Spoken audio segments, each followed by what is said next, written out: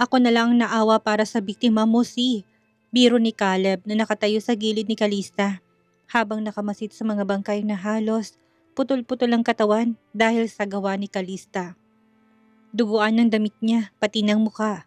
Ang espadang ginamit sa pagpaslang ng kalaban ay nakatutok pa rin sa pinakahuling lalaki na pinugutan niya ng ulo. Habol niyang hininga habang nakatingin kay Caleb pero hindi niya ito sinagot. Nailigtas na natin ang biktima. Pwede na akong umalis, hindi ba? Lumapit sa kanya si Rex at tumayo sa kabila niyang tabi. There will be someone who will clean this place. Pwede ka na umuwi Rex agreed. Bago makaalis si Kalista, may dinagdag ito. If the burden gets heavy, don't hesitate to come to Isla Talasina. Alam mong bahagi ka ng islang yun Ngumiti si Kalista at nagpaalam na sa lahat. Nasa labas na at naghihintay sa kanya si Navia at Thor. Mukhang nabalitaan ng mga to ang nangyari sa kanya at kay Vinson.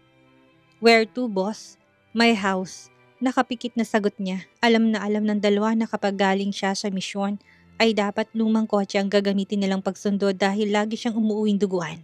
Base sa itsura niya, ay alam din ng mga to kung gaano kabigat ang sama ng loob na daladala niya. Tumango lang ang nagmamaneho na si Thor at hindi nagsalita. Nang makarating siya sa penthouse niya, diniretso siya ni Thor sa basement parking at mula doon ay gumamit siya ng elevator, diretso sa kanyang unit sa pinakataas ng building. Nakahack yon, pati ng CCTV dahil ayaw ni Kalista na may ibang makakita sa kanyang ayos ngayon. Kakatapos niya lang maligo na makaramdam siya ng gutom. Dahil wala namang nakastock na pagkain sa bahay niya, ay bumaba siya ng penthouse. Mayroon ding night market na malapit sa kondominium nila at kailangan niya lang maglakad ng halos 15 minutos. Matapos makapamili ng kung ano-anong street foods, ay umupo siya sa bench at tahimik na kumain. Habang nakupo siya sa bench ay biglang naghiyawan ng mga tao at nang nilingon niya. Ang mga ito'y nakita niya nakatingalang mga to sa langit. Out of curiosity, Kalista looked up, only to be met by numerous drones with different colors flying above. Bumuo na letrang mga drones na tila nagko-confess. Pero nang makita niyang pangalan sa ibaba banda ng formation ay bigla niyang nabitawan ang hawak na stick ng hotdog. Mabuti na lang at kaganyang nasalot hindi tuluyang nahulog sa lupa. May nakaharang na puno sa ibaba ng formation pero hindi yun hadlang kay Kalista para hindi makita ang pangalang nabuo. It was her husband Vincent's name. Lumamig ang kanyang mata at tumaas ang sulok ng labi. Ang akala niya nakapag-boss na siya ng galit dahil sa ginawang pag-slaughter ng kalaban pero hindi pa pala. Bumalik lahat nang makitang nagliparang mga drones. What a grand confession You really caught me by surprise, Mr. Vincent Avero Alcaraz. Bakit hindi ang Celeste na yan pinakasalan mo kung ganon? Tumayo si Kalista at ibinigay ang mga hindi naubos na pagkain sa street children na nadaanan at nakatanggap ng maligamgam na ngiti mula sa mga to. Napantig ang kanyang puso at inabutan to ng 500 piso dahil yun lang ang tanging cash na dala niya.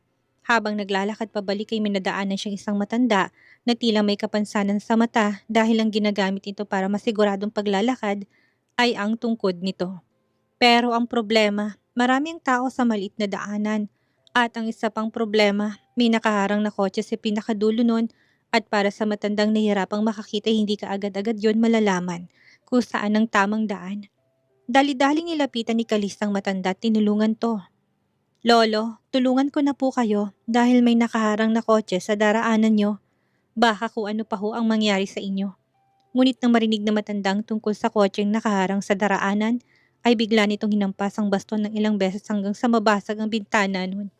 Napamaang si Kalista at napaawang ang labi habang nakatingin sa basag na bintana ng kotse. Lolo, baka naman ho nagmamadali ang may-ari ng kotse dahil may emergency. Napakamot sa ulo na wika ni Kalista.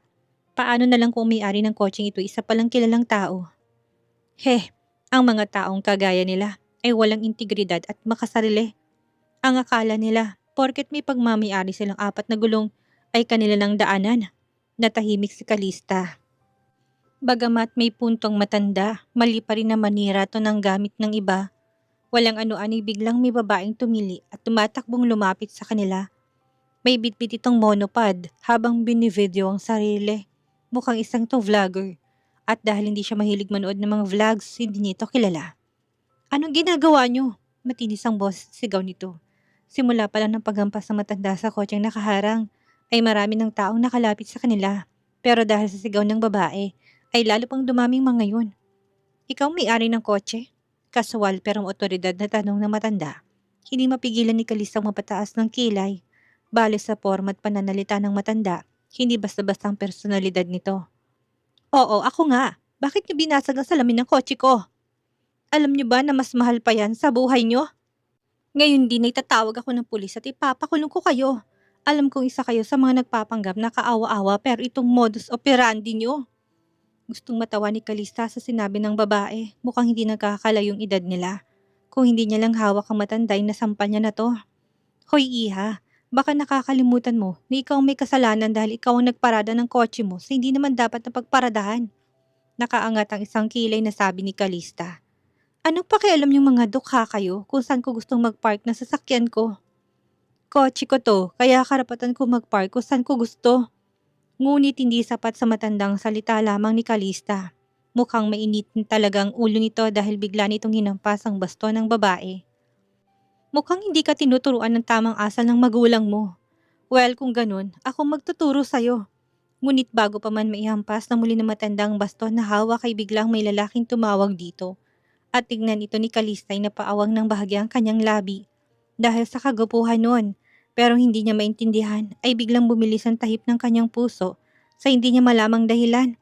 Kasunod ng gwapong lalaki ang mga uniformadong kalalakihan na mukhang bodyguards nito. Nang makita ni Kalistang mga ito ay lalo siyang napatunayang hindi basta-bastang matandang kaharap niya. Kahit ang babaeng nakasagutan nila hindi makaimik sa mga bagong dating. Dali-dali itong sumakay ng sasakyan pero bago makaalis ay pinigilan ito ng gwapong lalaki at inabutan ng tseke.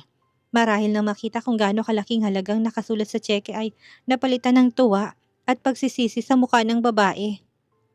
Bumaba ito ng kotse, humingi ng tawad sa matanda at kay Kalista saka nagpasalamat sa binata na bagong dating sakalang umalis. Lolo, tawag ng lalaki sa matanda. Umangat ang kilay ni Kalista na marinig ang tawag ng lalaki. So, apo pala ng matandang gwapong lalaki hindi niya na pinansin ng mga to at palihim na umalis. Pero hindi pa siya nakakalayo tinawag siya ng lalaki. Miss, sandali. Tumakbo ito palapit sa kanya. Salamat sa pagligtas kay Lolo. Nang ngumiti ito'y lumabas ang pantay-pantay at mapuputi nitong ngipin. Pero ang nakaagon ng pansin kay Kalista ay ang dimples nito sa magkabilang pisngi. Lalong lumabas ang kagapuhan ng lalaki nang ngumiti ito. Pero sa puso ni Kalista ay mas lamang pa rin ang kagapuhan ni naipilig niyang ulo upang alisin ang itsura ng kanyang asawa. Walang anuman, tipid na sagot ni Kalista. Pero sa susunod, bantayan yung maigi si Lolo at baka hindi lang kotseng haharang sa daraanan niya, kung hindi masasamang loob pa. Tinalikuran niya ang lalaki na akma siya nitong aabutan ng tseke. Hindi siyang tipo ng tao na tatanggap ng kapalit kapag nagbigay ng tulong. Nang makaalis si Kalista, ay bigla namang may dumating na sasakyan at kung nakita niya ito, ay kilala niyang sakay dahil si Jerome yon. Kuya, nakita niyo na si Lolo. Dumilim ang mukha ni Frederick na makitang nakababatang kapatid na humahangos na bumaba mula sa kotse. Bakit ngayon ka lang? Saan ka nang galing? Naglaro ka na naman tiniwan ang pag-aaral mo. Pagdating sa pangangalaga ng kapatid ay stricter si Frederick dahil ayaw niyang maulit ang nakaraan. Kaya naman kahit na magalit ang mga to sa kanya dahil sa paghihigpit niya hindi pa rin siya tumigil. Ang importante ay malayo ang mga to sa kapahamakan. Mabilis na umiling si Jerome. Hindi kuya, bumalik na si Ate Celeste, hindi mo ba alam? Dumiretso lang siya sa Chanteria Orirol para sorpresahin si Kuya Vinson. Imbis na masiyahan dahil siya na lamang pagbabalik ni Celeste ay lalo namang dumilim ang mukha ni Frederick. May asawa ng taong yun, bakit kailangan niya pang guluhin? His voice was grim and expression dark. Kahit marinig pa lang ang pangalan ni Vincent na yon, kumukulo ng dugo ni Frederick. Kuya, wala kang dapat na ipag-alala. Ang kasal ni Kuya Vincent at Kalista ay hindi pang matagalan. Ginawa niya lang yun para kay Lolo. Stop talking, Jerome. Umuwi ka na't gawin mo lahat ng homework mo. Pero kuya, hanggang ngayon ba naman galit ka pa rin kay Kuya Vincent? Alam mo ng dahilan kung bakit gustong kitin ni Ate Celeste ang buhay niya ay dahil pinaghiwalay mo sila ni Kuya Vincent. Si Kuya Vincent ang buhay ni Ate Celeste. Shut up! Tinuro ni Frederick ang kotse na binabaan ni Jerome at nanlilitid sa leeg na nagpatuloy sa pagsasalita. Get back to the cars and drive home. Huwag mong hintaying bawiin ko sa yung susi ng sasakyan mo. Walang nagawa si Jerome kung hindi sundin ng kapatid habang si Frederick naman ay diniretso niyang kanyang lola sa mansyon ng mga ito. Kinabukasan bago bumalik sa mansyon si Vincent ay dumaan na muna sa kanyang opisina si Calista dahil may importanteng dokumentong pinapapirmahan sa kanya si Via. Boss, ipapaalala ko lang sa yung tungkol sa disenyo ng building na gustong ipatayo ni Mr. Alcaraz. Napaangat ang mukha ni Calista mula sa binabasyang papeles at tinignan si Via. Nakahawak to sa salamin nito at ina-adjust yun. Ilang beses nang nangulit ang Avero Group pero hindi pa kami nakakapagbigay ng tentative date at hindi pwedeng lagi na lang namin silang iiwasan. Dagdag pa ng dalaga. Sumandal sa kanyang upuan si Calista habang hawak ang lumamig na kape. Sinimsim niya yon sa papeles pero ang totoo'y wala rin ang isip niya doon kung hindi kay Vincent. Ako nang direktang mag-i-email sa kanila. Sa loob ng 3 araw ay gagawa ko ng rough design saka ipapakita sa kanila at kapag nagustuhan nila, saka ko ipafinalize. Huwag kang mag-alala, ako nang bahala mag-handle nito. Copy that, boss. Malawak ang ngiti ni Via na tila nabunutan ng tinik, napailing naman si Calista at nagpapasalamat sa walang sawang pagsuporta sa kanya ng tauhan/kaibigan. Kung hindi dahil sa mga to ay napabayaan niya ng negosyo niya. Boss, hindi ba't asawa niya naman si Mr. Alcaraz? Bakit kailangan niya pang idaan sa email ang pakikipag-usap sa kanya? Hindi ba't mas maganda kung sa personal kayong mag-usap? Sa kama kunwari at para siguradong i-approve niya kaagad ang design mo. Biglang sabad ni Thor na nakahiga sa sofa at naglalaro ng cellphone. Ang walang ekspresyong mukha ni Calista ay biglang dumilim. She remembered what happened in Chantria Ariol and the pain shot at her heart. Nailapag niyang kape at papeles sa mesa saka mabilis na tumayo. I have something important to do. Napirmahan ko na lahat ng importanteng papeles na dapat pirmahan. Kayo nang bahala dito. Natameme naman si Via at Thor sa biglang pagbabago ng itsura niya. Bago siya umalis ay binalaan niya ng matabi ng dila na si Thor. Mag-asawa lang kami ni Vincent sa papel at malapit nang matapos ang 3 buwang kontrata ng kasal namin. Huwag kang magsalita ng walang kwenta. Lalong hindi nakapagsalita ang dalawa, lalo na si Thor na namutla dahil sa galit na nakita sa mukha ni Calista. Kilala niya kanyang boss. Hindi ito nagdadalawang isip na pumatay ng tao kapag galit ito. Wala pa rin sa mood si Calista nang bumalik sa bahay ni Vincent pero ang sumalubong sa kanya ay mukha ng isang pamilyar pero hindi pamilyar na babae. Si Celeste. Maamong mukha nito pero halatang pagod sa itsura at nang makita siya ay may munting ngiti sa labi nito na tila ba isa itong pala kaibigan. Umaasa siyang makitang asawa pero hindi dahil ang kabit nito ang una nagpakita sa kanya. Hindi lang yun. Katanghali ang tapat na pero tila kagigising lang ng babae at nakasuot pa ito ng damit pantulog. Ibig sabihin ay doon to natulog sa bahay ni Vincent? Ang yaman-yaman. Pero walang panghotel. Nainis na bulong niya sa sarili, habang walang ekspresyon na nakatingin kay Celeste. Gusto niyang magsalita para makapasok na siya sa loob pero naunahan na siya nito. Sino ka? Malumani pa sa malumani na magsalita ang babae. Dagdagan pang kaamuan ng mukha nito, kaya tila isa itong anghel na bumaba sa langit. Hindi katulad ni Calista na daig pang lalaki dahil bruskong magsalita. So, ito ang klase ng babaeng nagustuhan ni Vincent? Napakaganda ng babaeng kaharap ni Calista. Maputi rin ito marahil na malagi sa Amerika ng matagal na panahon. Pero mas matangkad siya dito at hindi rin pakakabog ang kanyang ganda. Ang pagkakaibahan lang nila, ang kanyang ganda ay tibong agresibo, matapang at hindi kailangan ng proteksyon, samantalang ang babaeng kaharap niya ay parang porselana na kailangang ingatan dahil babasagin. Excuse me, sino pong hanap niyo? Muling tanong ng babae na hindi siya nakasagot sa una nitong tanong. Hindi siya sumagot dahil wala siyang planong sagutin ito. Pero dahil sa klase ng tanong nito na tila wala siyang koneksyon sa nagmamay-ari ng bahay ay bahagya siyang nainsulto. Pero ayaw niyang makipagkompetensya sa babaeng nagugustuhan ng kanyang asawa. Wala akong hinahanap, dito ako nakatira. Simpleng sagot niya. Her nonchalant expression gave Celeste the expression that she is bullying her. Napakurap si Celeste na tila hindi makapaniwala. Tinignan pa siya nito mula ulo hanggang paa at siniyasat ang ayos niya. Dito ka nakatira? Nagtatrabaho ka ba dito? Madam, mabutit bumalik ka na. Bakit hindi ko kayo umuwi kagabi? Ang humahangos na mukha ng mayordomang si Manang Carla ang nagbigay ng dahilan kay Calista para hindi na niya sagutin si Celeste. Pasensya na ho, meron lang akong salo-salong pinuntahan kagabi kasama ng mga kaibigan ko. Hindi ko sila matanggihan dahil matagal na kami hindi nakita. Ginitian niyang mayordoma sa kanilang pasan si Celeste at tumungo sa hagdan upang umakyat sa kwarto nila ni Vinson. Maraming gagawin si Calista ngayon. Gusto niyang simulan ng paggawa ng design para sa bagong building na ipapatayo ni Vinson. Nasa kalagitnaan na siya ng hagdan nang bigla niyang marinig ang mahinang pagtawag ni Celeste sa pangalan niya. Calista? Ikaw si Calista? Huminto sa paglalakad si Calista at wala pa ring ekspresyong nilingon si Celeste. Bakit? Gusto mong makipag-away? Iritableng bulong niya sa sarili. Umakyat si Celeste sa hagdan. Nang makalapit to sa kanya, kinuha nitong palad niya, tinawakan yung saka siyang initian. Pasensya na, at hindi ka agad kita nakilala, Calista. Akala ko hindi ka nakatira dito. Pekeng ngumiti si Calista at binawi ang palad dahil bigla yung nangate. Pero hindi siya nito hinayaan at muling kinuha ang palad niya. She was a secret agent and as an agent she knew how to read emotions. Alam niya kung tunay ang pinapakita sa kanya ni Celeste o hindi. Ayos lang yun. Wala kang dapat na ihingi ng tawad at tapat naman naging reaksyon mo dahil hindi pa tayo nagkita. Ngumiti to ng matamis at ang inosente nitong mukha ay tila kumurot sa kaibuturan ni Calista. Hindi niya matanggap ng ganitong klaseng babaeng nagugustuhan ng asawa niya. Ibang-iba sa kanya.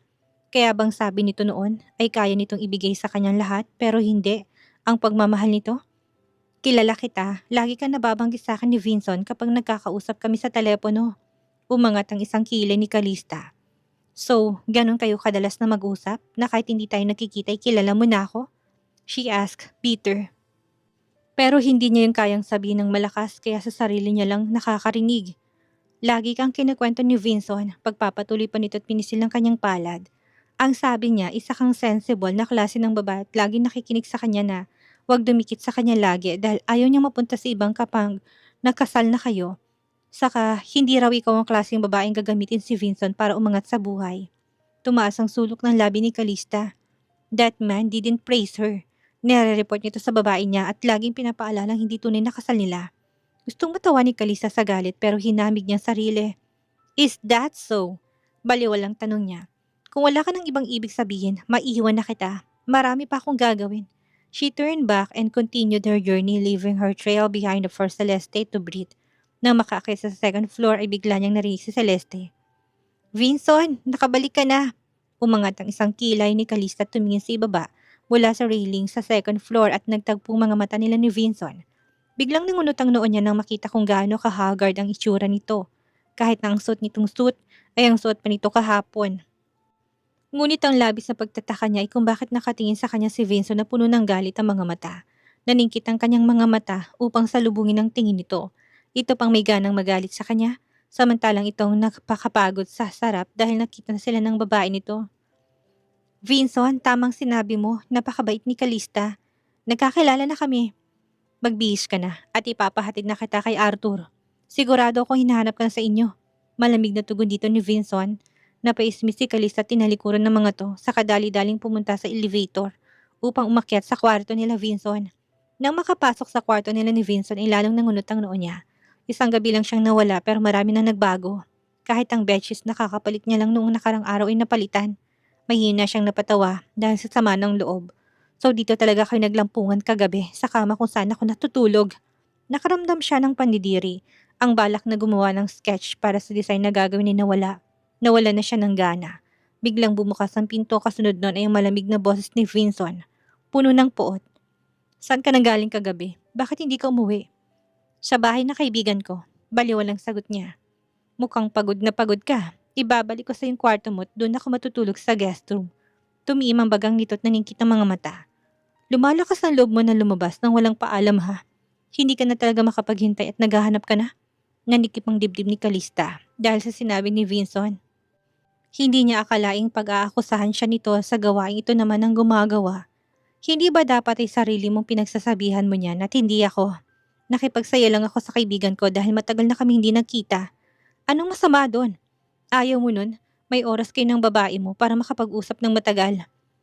Paano mo nasasabi yan? Ang tagal kitang tinatawagan kagabi pero hindi ka sumasagot. Biglang lumambot ang mukha nito at malumanay ang boses. Mataman siya nitong tinitigan sa kainisang hakbang ang pagitan nila at mahigpit siyang niyakap. Nabigla si Calista sa ginawa ng asawa. Bakit bigla-bigla na lang nagbabago ang ugali nito? Gusto niya itong itulak pero sa higpit ng pagkakayakap nito hindi siya makawala. Ayaw niya ring gamitin ito ng dahas dahil sa pagod na nakikita niya sa mukha nito. Pero bigla siya nitong pinakawalan at sinandal sa pader sa kanilang mukos ng halik ang kanyang labi. Halos hindi siya makahinga dahil sa kapusukan nito. Anong iniisip mo na ginawa ko kagabi ha? Hinawakan nito magkabilang kamay niya at iginapos sa kanyang uluan. Vinson, bitawan mo ko. Ano ba? Nasasaktan ako. Biglang sigaw ni Kalista. Hindi siya nagbibiro para lang makawala dito. Talagang nakaramdam siya ng pananakit ng kamay at paninikip ng dibdib. At hindi niya mawari ang dahilan. Pero hindi siya pinakinggan ni Vinson dahil muli nitong sinakop ang kanyang labi. Ang sumunod na pangyayari hindi na alam ni Kalista dahil biglang dumilim ang paningin niya at bigla siyang nawala ng malay.